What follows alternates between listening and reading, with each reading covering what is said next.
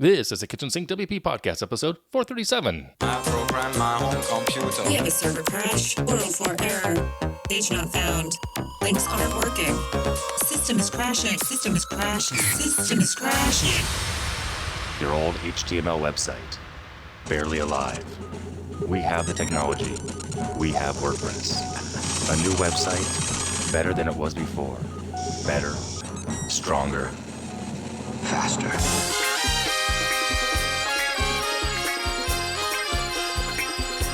We have the technology. The technology. Well, hello, everybody. This is Adam Silver, the host of the Kitchen Sink WP podcast. Thanks for being here. Let's get started. All right, upcoming events. We have a total of 0 upcoming events. I'm sorry. I couldn't resist to do that to you. But yeah, sad. There are no WordCamps coming up next weekend. So, but what you could do is you could always go back and watch old WordCamp presentations over on WordPress.tv. That's an idea. So, use that next weekend as a task to do. All right, because you don't have anything else to do, of course, during the weekends. So moving on, segment 1 in the news. 2 things here. First and foremost, WordPress 6.0.1 release candidate 1 is now available. Linked into that in the show notes. And wrote that up about you can help test it using the beta tester plugin, etc. What's in this release candidate? Build test tools, passes GitHub, fix blocks templates. There's a whole bunch of technical things in here. Again, above my pay grade. Well, there's a lot in here. It's kind of cool. Anyway, by all means, if you want to check it out, 6.0.1 is out for release candidate 1. So, also in the news, Envato, the Australian company, has announced more shutting down of things. So they're going to shut down their Envato studio, which I didn't know anything about. It's actually a community freelance platform, kind of like a Fiverr or an Upwork. And they're also shutting down 2020. It's a stock photo website that they had as well. And this goes back to them laying off 100 of their employees a month ago, approximately, referencing the fact that inflation and recession is around the corner. And if you missed that discussion, I talked about that just last week. So companies are doing this, and it's something to maybe think about and prepare for in your own way. Put money away, watch your expenses, etc. So check out last week's episode if you missed it regarding how a recession and inflation may affect your bottom line. So, all right, that is it in the news. Yeah, that's it in the news. Moving on, segment 2, the meat and potatoes of this week's episode. Forums, number 5. That's right. It's a new month, meaning that I'm diving into finding a forum solution for an idea I have. And in that search, recently, I came across a little side thought. What about a Q&A type of site, like a Quora or a Stack Overflow? It's kind of like a forum, so bear with me on this one. It's a brief diversion. I found 2 plugins that look really promising on this. The first one is called DW Question and Answer. The other one's called just Question Answer. So right there on the nose. And I'm going to review one of them right now for you, and we'll get to the second one in a second here because of a reason that I'll explain momentarily. So first and foremost, DW Question and Answer, right off the bat, it's unfortunate that it's been 3 years since it's been updated. So I'm going to put that out there right off the bat. But I went ahead and did it, and it worked just fine. So I started with that one. I installed it. I activated it. You get a welcome screen. You get what's new.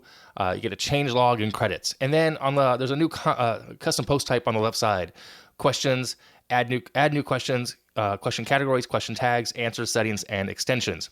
So before I even touched any settings, I went out of my normal routine. Usually I go right to settings. I checked out what pages were created, and there were 2. There was questions and ask questions, both using a shortcode to provide that content from that custom post type. Also, what I noticed was Beaver Builder let me see and style that page, no problem there whatsoever. The font, the sizing, the layout, but I can actually customize the look of it, which I thought was pretty cool. So, because sometimes you can't do that in some capacity, certain custom post types or the way they're implemented, you can't really control it on a page itself. So back to the settings. It looks like I can add a new question with answers, and I can allow comments or not, give it a category or tag, like a standard post really, which might be a good idea for a commonly asked questions type of service or site. And the reason I say this is that I did notice that when I was on the ask a question page, there's a built-in search that is live. I forgot what the actual term is. Is it I guess it is looking up, what's that term? I don't remember that term. Someone's killing me right now. They're like, it's called this, where you type in, as you're typing, it's auto-filling based on what's in the database. So anyway, I noticed that it would do that. That built-in search was there. Fuzzy logic? No, not fuzzy logic. That's not right. Anyway, whatever it's called.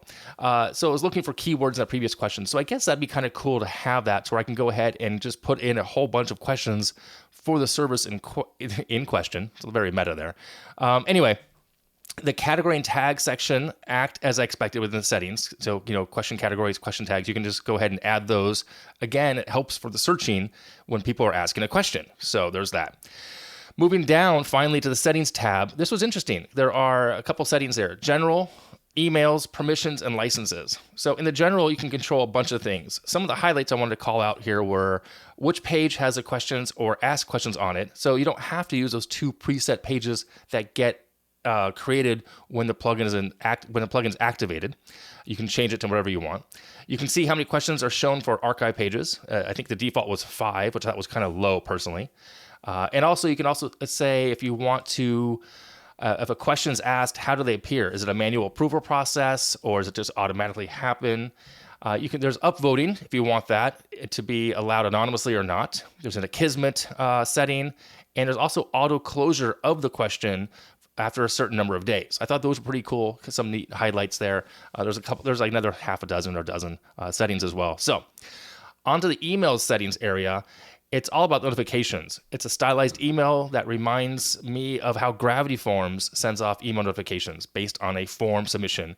So if you ask a question and you are a subscriber or user, I suppose you're going to get a reply if you subscribe to that. So you can then set that all up as well. Permissions. So permissions on this area was interesting. You can control who can read, post, edit, and delete based on basically the editor, author, contributor, subscriber, or on my dev server, I happen to have a ton of other user account types, I guess they're called. I have GiveWP, I have shop owner. So it sees those as well. So you can actually do something with that as well if you want to give permissions and who can control that content. So on the extensions area, I see that there are 5 other add-ons, but more of those in a second. So overall, just kind of a brief here thing. Overall, I like this plugin. I really do. It works, even though it hasn't been updated in 3 years.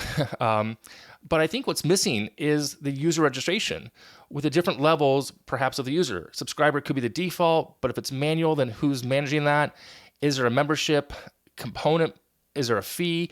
And so I'm just thinking off the cuff, maybe I'm thinking maybe I tie this plugin into a separate user profile integration.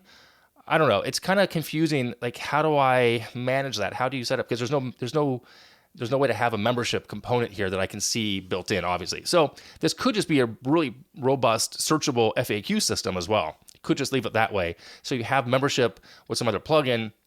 You can use this for a really robust, searchable FAQ that no one gets to ask a question to, just that the site owner itself adds questions, I suppose, is one way to go about it. So, or any administrator for that matter. So, or a moderator, I don't know. So back on the extensions, they are for sale as an add-on, though I'm not sure how much they were, because the actual plugin that I tested was free, but there's a pro version for $40 over at Envato, and that was weird also because of the timing here with Envato shutting things down. And yet the free version hasn't been updated in 3 years, but Envato's